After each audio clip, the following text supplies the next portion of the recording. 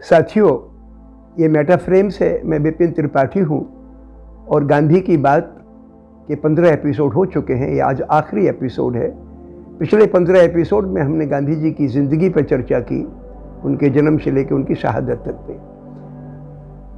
आज मैं आप लोगों के सामने गांधी जी की शहादत के बाद दुनिया का क्या मंजर पेश आया और उसमें गांधीयन डॉक्ट्रिन, जो सत्याग्रह का डॉक्ट्रिन है गांधी जी ने खड़ा किया था, उसका क्या इस्तेमाल हुआ और आज हमारे सामने जो चुनौतियां हैं उसमें हम इसका किस तरीके से इस्तेमाल करें, इस पर मैं कुछ बात रखना चाहता हूँ।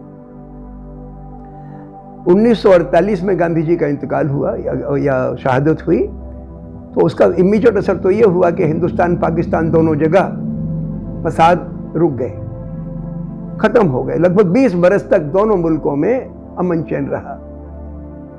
लेकिन दुनिया के स्तर पे आप देखो तो सेकेंड वर्ल्ड वार खत्म होते ही, जबकि रूस और अमेरिका दोनों ने मिलके हिटलर के खिलाफ लड़ाई लड़ी थी, लेकिन जैसे ही वर्ल्ड वार खत्म हुआ और हिरोशिमा नागासाकी पे अमेरिका ने बम गिरा दिया, तो ये पता लगा कि अमेरिका तो बहुत बड़ी ताकत है क्योंकि इसके पास परमाणु बम है। कुछ दिनों के बाद रूस ने भी अपना दिखा दिया कि हमारे पास भी ताकत है और एक छुपा हुआ जंग चालू हो गई, जिसको कोल्ड वार कहते हैं, शीत युद्ध कहते हैं, कि रूस चाहता था कि दुनिया में समाजवादी निजाम कायम हो और अमेरिका चाहता था कि पूंजीवादी व्यवस्था रहे। तो इनडायरेक्टली तो आपस में नहीं लड़े मुल्क, इन्होंने दुनिया के दूसरे मुल्कों में जहाँ पे भी हल्की से का अंदेशा होता था कि वहाँ ऐसा नहीं कि समाजवादी सरकार बन जाए, तो अमेरिका चूंकि पूंजीवादी मुल्कों का लीडर इमर्ज हो चुका था। पहले अंग्रेज हुआ करते थे, इंग्लैंड हुआ करता था। सेकेंड वर्ल्ड वार के बाद अमेरिका दुनिया के जो पूंजीवादी मुल्क हैं उनका लीडर बन के उभरा। तो सबसे पहले इन लोगों ने 1949 में जब चीन में भी कम्युनिस्ट क्रांति हो गई, तो फौरन कोरिया पे एक जंग छेड़ दी, क्योंकि कोरिया में भी साम्यवादी क्रांति या साम्यवादी विचारधारा के लोग मजबूत थे। तो इन्होंने वहां लड़ाई छेड़ दी और उसमें 50 लाख लोग मारे गए और कोरिया के 2 टुकड़े कर दिए गए। इस तरीके से हिंदुस्तान के 2 टुकड़े कर दिए गए थे, हिंदुस्तान पाकिस्तान, कोरिया के 2 टुकड़े कर दिए गए। हमारे यहाँ तो करीब 10 लाख लोग मरे, वहां मर गए 50 लाख। छोटा सा मुल्क, और आपस में ऐसी रंजिश पैदा होगी दोनों मुल्कों में कि आज तक वो चली आ रही है। कुछ दिनों के बाद एक मुल्क था वियतनाम, वो भी चीन के नजदीक था। वहां पे भी हो ची मिन बहुत बड़ा एक नेता था, कहने को तो कम्युनिस्ट था लेकिन बहुत गांधी विचारधारा का था। वो बहुत सादगी पसंद और अमन पसंद। तो वहां पे फ्रांस की हुकूमत थी और फ्रांस ने से आज़ादी की लड़ाई लड़ी, और जैसे ही फ्रांस से मुल्क आज़ाद हुआ तो अमेरिकन खुफिया ने वहाँ पे अपनी करामात दिखाई और उसके 2 टुकड़े कर दिए और वहाँ पे जंग चालू कर दी। उसमें 30 लाख लोग मरे। तो इस तरीके से ये मंजर दुनिया में चालू हुआ कि दुनिया 2 खेमों में बढ़ती चली जा रही थी, और जहाँ पे भी हल्का सा अंदेशा होता था समाजवाद या साम्यवाद आने का, वहाँ पर हमले, इतने बड़े हमले कि 10 लाख लोग उसमें मर जाएं। उस सूरत में गांधीयन विचारधारा की हमारी सरकार थी, नेहरू जी प्रधानमंत्री थे, तो उन्होंने नासिर से मिलके, जो इजिप्ट के नेता थे और यूगोस्लाविया के नेता थे उस वक्त, उनका नाम था टीटो, तो इन तीनों ने मिलके एक निर्गुट राष्ट्र सम्मेलन खड़ा किया, नॉन अलाइन मूवमेंट खड़ा किया और कहा कि भाई हम किसी खेमे में नहीं हैं, ना तो हम रूस की तरफ हैं ना अमेरिका की तरफ हैं। इस तरीके का उन्होंने एक पॉलिटिकल नेटवर्क खड़ा किया, जो कि बहुत अच्छा नेटवर्क था। तो एक तो अच्छी चीज़ ये हुई। एक खराब चीज़ और हो गई लेकिन इस बीच में कि 1948 में गांधी जी जिस साल शहीद हुए, उसी के कुछ समय के पश्चात एक मुल्क था फिलिस्तीन। उस फिलिस्तीन में आतंकी घटनाएं ऐसी घटने लगी और उसका नाम वहाँ के यहूदियों ने वहाँ पर इस तरीके की बदअमनी फैला दी कुछ लोगों ने कि वहाँ के मुसलमानों और ईसाइयों को भागना पड़ा। वहाँ पे मेजॉरिटी मुसलमानों की थी, उनको भागना पड़ा अपना घर छोड़ के, और वहाँ का मुल्क का नाम बदल के इजराइल रख दिया गया। और एक परमानेंट अड्डा बन गया वहाँ से बाकी लोगों को टेरराइज करने का। तो ये एक और मंजर पेश आ गया। और दिक्कत ये पड़ी कि वो सारा का सारा इलाका, उसके आसपास तेल के देश हैं जिनमें तेल है जिनकी खदानों में, तो उनको कंट्रोल करने के लिए दरअसल इजराइल को ताकत दी गई अमेरिका के द्वारा और तमाम मुल्कों के द्वारा। तो उसके आसपास के जितने मुल्क हैं तेल वाले मुल्क, वो सारे के सारे थर्राते रहे। तो एक और यानी एक तरफ तो रूस और अमेरिका के नाम पर दुनिया में खेमेबंदी हुई, कोल्ड वार का पीरियड चल रहा था, और दूसरा तेल पे कब्जा की नियत से ये मुसीबत खड़ी हो गई कि सीरिया है, इजिप्ट है, जॉर्डन है, तमाम मुल्क जो इजराइल के आसपास घिरे हुए मुल्क हैं, उन मुल्कों में जहाँ पे शरणार्थी गए थे यहाँ से फिलिस्तीन से, वो जहाँ जहाँ गए वहीं पे हमले फिर कर दिए गए। तो बड़ी मुसीबत खड़ी हो गई। लेकिन इसमें फिलिस्तीनियों के प्रति द्वेष एक एलिमेंट था, असली कारण था कि तेल पे कब्जा करना है ताकि तेल वाले मुल्क थर्राते रहें, अनस्टेबल बने रहें, और वो सिचुएशन बनी। तो उसमें गांधी का एक प्रयोग किया एक आदमी ने, उसका नाम था मुबारक अबाद, गाजा पट्टी पे जहाँ पे फिलिस्तीनी लोग रहते थे और वेस्ट बैंक में, उसने सत्याग्रह का एक अजीब नमूना पेश किया। वहाँ पे बहुत अंडर हार्डेस्ट कंडीशंस के लोग कुचले जा सकते हैं, टैंक जाएगा, कोई बुलडोज कर देगा, कुचल देगा, उस जोखिम को उठा के भी लोगों ने इत्तेफादा का काम किया। इत्तेफादा में छोटे छोटे पत्थर मारते थे जस्ट टू प्रोटेस्ट, किसी को चोट नहीं लगती थी लेकिन प्रोटेस्ट करना का तरीका निकाला, और नतीजे ये निकले। इतनी कामयाब प्रोटेस्ट रही कि गाजा पट्टी और वेस्ट बैंक पर सेल्फ रूल इजराइल को देना पड़ा। तो ये बहुत कामयाब, मैं मानता हूं कि हार्डेस्ट कंडीशंस में सत्याग्रह का सफल प्रयोग मुबारक अबाद ने इजराइल और गाजा पट्टी और वेस्ट बैंक पे किया। एक बड़ा गजब का प्रयोग अमेरिका में मार्टिन लूथर किंग की रहनुमाई में हुआ, और वहाँ पर रंग भेद के खिलाफ, तब तक काले लोगों को, नीग्रो लोगों को वोट डालने का हक नहीं था। अमेरिका को इंग्लैंड से आज़ाद हुए सन 1776 में आज़ाद हो गया था, लगभग 200 बरस होने को आए थे, लेकिन जो नीग्रो लोग थे उनको वोट डालने का अधिकार नहीं था अमेरिका में।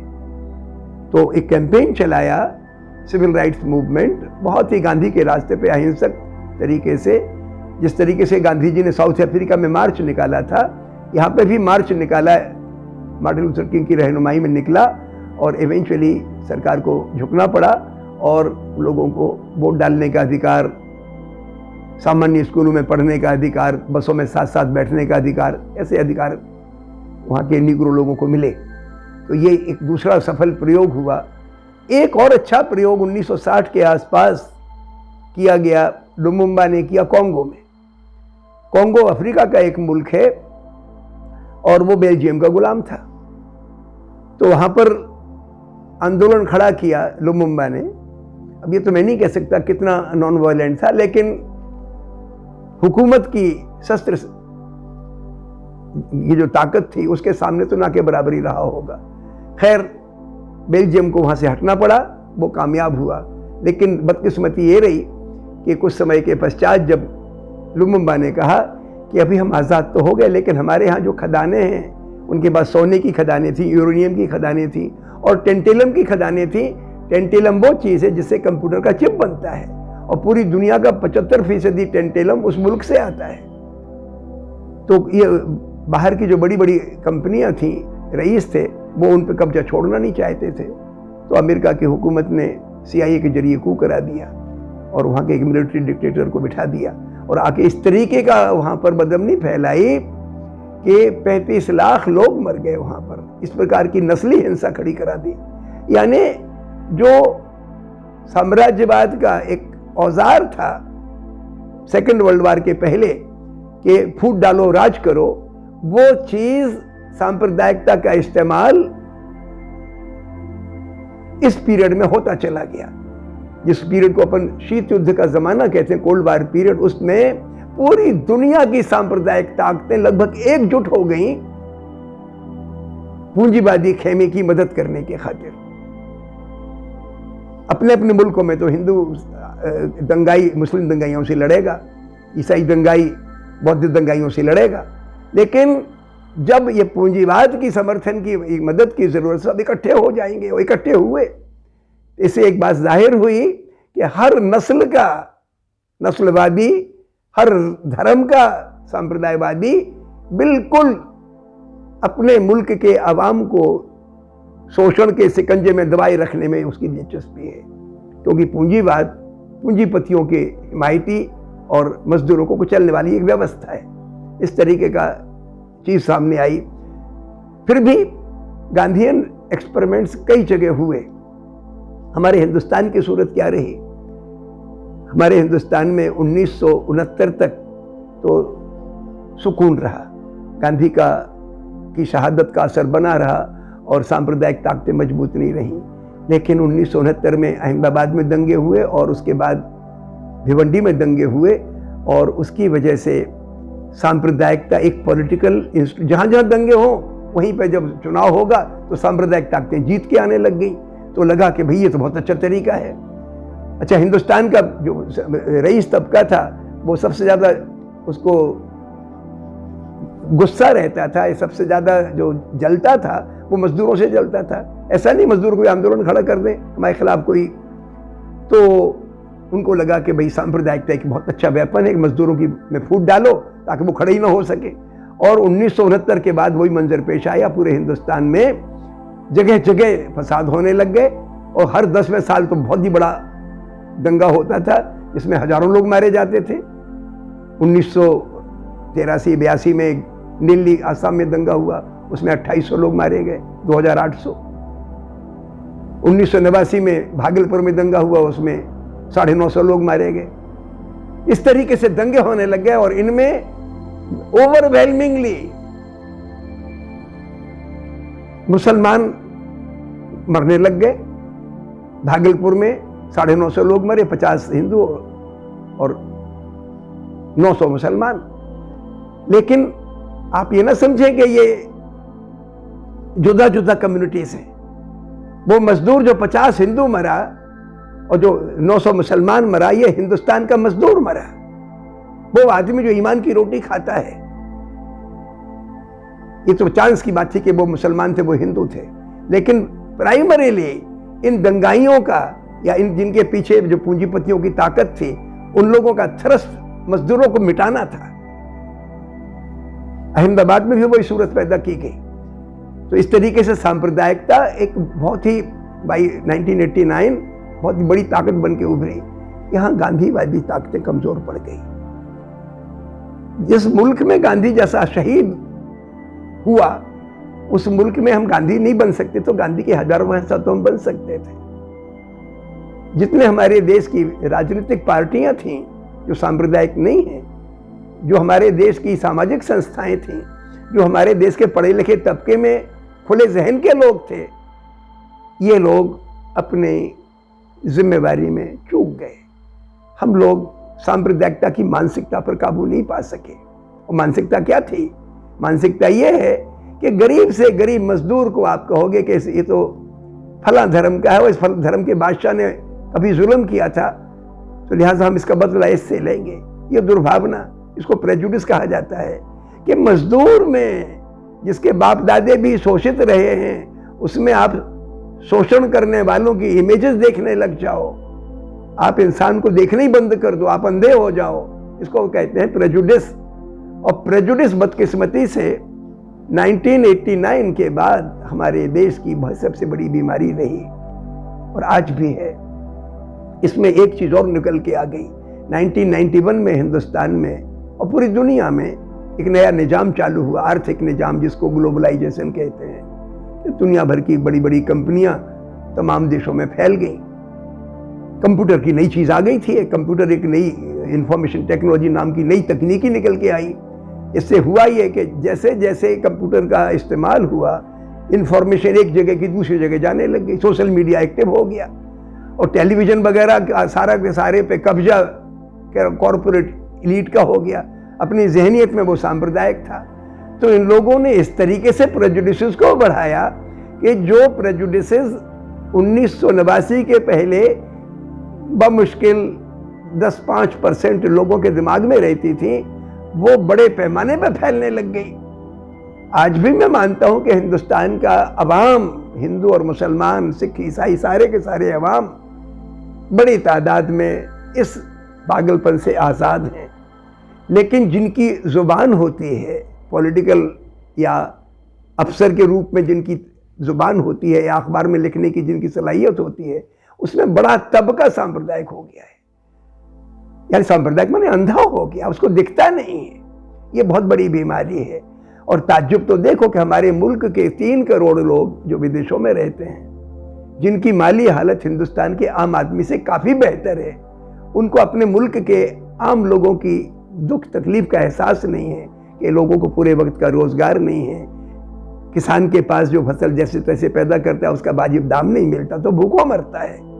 हमारे हिंदुस्तान के जो 60-70% लोग हैं, उनकी गरीबी का, उनको उनकी दुख तकलीफ का उनको एहसास नहीं है, जो विदेशों में भारतीय रहते हैं। और उसमें भी जो वेल ऑफ हैं वो हिंदुस्तान की दंगाइयों को मदद करते हैं। यहां गांधी को आज फिर जिंदा करने की जरूरत है। और गांधी माने इंसान के अंदर की सच्चाई को जगाने की जरूरत है, ताकि हम लोगों को जैसे वो हैं वैसा देखें, उनके ऊपर अपनी इमेजेस ना थोपें, नफरत की इमेजेस। इसकी ज़रूरत है। तो आज हमारे हिंदुस्तान में हम जिस मंजिल पे पहुंच गए हैं, उस पे हमारे लिए राजनीतिक ताकत के रूप में सांप्रदायिकता को ख़त्म करना या कमज़ोर करने की ज़रूरत है। और सांस्कृतिक रूप में भी ये जो जुनून खड़ा हो गया कि मेरा धर्म बड़ा, मेरी जात बड़ी, मेरी हैसियत बड़ी, मेरा रंग बड़ा, मेरा देश बड़ा, ये एक इंपीरियलिस्टिक विचारधारा है। 1971 के बाद धरती पर कोई भी जंग नतीजा नहीं ला सकी, बेनतीजा रही सारी जंगें। बांग्लादेश और के सवाल पर जब हिंदुस्तान पाकिस्तान की लड़ाई हुई, आखिरी लड़ाई थी, उसका एक नतीजा निकला कि एक देश बन गया। उसके बाद की दुनिया में सारी की सारी जंगें बेनतीजा रही। लेकिन फिर भी जो कमज़ोर मुल्क हैं जैसे हिंदुस्तान, पाकिस्तान वगैरह, हम लोग यानी डेवलपिंग कंट्री कहलाते हैं, ये आपस में सरहदों के झगड़े के नाम पर हम झगड़ा करते हैं, जैसे कोई पाकिस्तान से हिंदुस्तान का झगड़ा हो गया। अब उस झगड़े का इस्तेमाल पाकिस्तान को सबक सिखाने के लिए नहीं, इसलिए किया जाता है ताकि एक पार्टी अपने राजनीतिक प्रतिद्वंदियों से, देश के प्रतिद्वंदियों से ज़्यादा वोट हासिल कर सके। उसी तरीके से पाकिस्तान में होता है। हर मुल्क में इस वक्त सरहदों के जो झगड़े हैं वो जीतने के लिए नहीं हो रहे हैं, सिर्फ एक जुनून खड़ा करने के लिए हो रहे हैं। ये इसी मानसिकता का जो हम गुलाम रहे ना, उसके पहले भी हमारे मुल्क में अंग्रेजों के पहले भी ये मानसिकता रही, दबा के रखो, कुचल के रखो, जात के नाम पे तोड़ के रखो, अब धर्म के नाम पे तोड़ के रखो। ये दुर्भावना से हमें आज़ादी ज़रूरी है। अगर हम आज़ाद नहीं हो सके तो इंसान के मर्तबा हमारा रहेगा नहीं। इंसानियत का पहला पायदान है कि आँख खोल के देखो, और जब आप आँख खोल के देखोगे तो आप महसूस करोगे कि ये हिंदू, मुसलमान, चीनी, पाकिस्तानी, हिंदुस्तानी, अमेरिकन, गोरा, काला, लड़का, लड़की, ये सारे के सारे भेद हमारे दिमाग की पैदाइश है और जिस्म से लगे हुए लेबल मात्र हैं। इंसान की पहचान नहीं होती, उसकी पहचान तो उसके अखलाक से, उसकी सोच से, उसके व्यवहार से होती है। इसलिए गांधी को हमें फिर जिंदा करने की ज़रूरत है। और खुशकिस्मती ये है कि अभी पिछले 1 बरस में 2 बड़े आंदोलन इस मुल्क में खड़े हो गए। एक लड़कियों ने खड़ा किया, शाहीन बाग के नाम से जाना जाता है, नागरिकता के सवाल पर। जब सरकार ने एक ऐसा कानून बना दिया जो ब्लेटेंटली गलत था, जिसमें धर्म का एक एंगल ठूंस दिया गया नागरिकता डिटरमिन करने के लिए, तो लड़कियां खड़ी हो गई और 100 दिन का सत्याग्रह किया इन लोगों ने। मुकम्मल अहिंसक था, गांधी के रास्ते का था।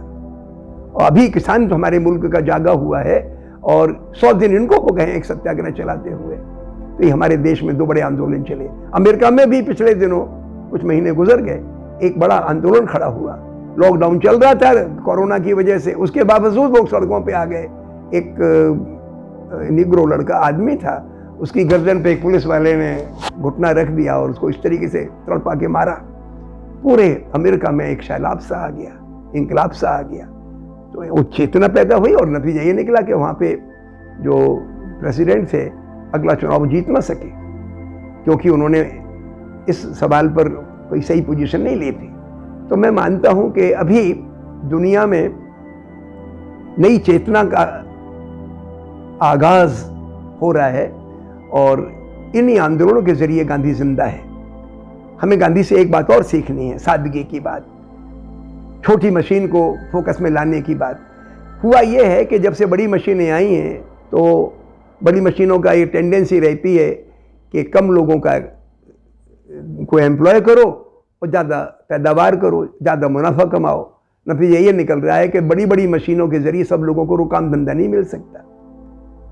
तो उसका सोल्यूशन यही है कि जैसे बड़े कारखाने कपड़े के होते थे, आजकल पावर लूम आ गई है, 1 या 2 लोग चला लेते हैं उसको, उसकी लागत भी कम आती है, तो उसको छोटी पूंजी वाले भी अपने लगवा सकते हैं। इस तरीके से इसको बढ़ावा देने की ज़रूरत है।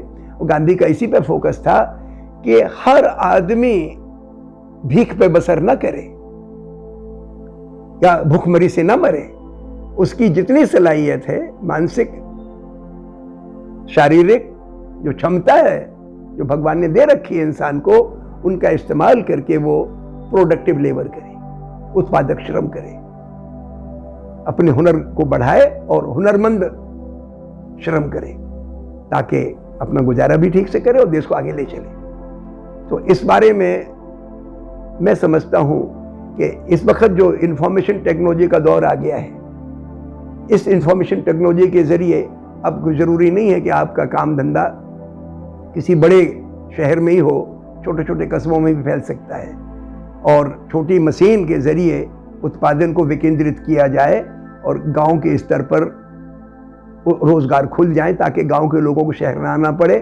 तो इस तरीके से एक नई मुहिम चलाने की ज़रूरत है कि सबको रोज़गार, यानी सबका समावेशी विकास। जो लोग हाशिए पर हैं मुख्य धारा में आ जाएं। तो गांधी जी के ये 3 जो बातें हैं कि दुनिया से साम्राज्यवाद ना रहे, सरकारें लोकतांत्रिक हों, जवाबदेह हों और पीपल सेंट्रिक हों।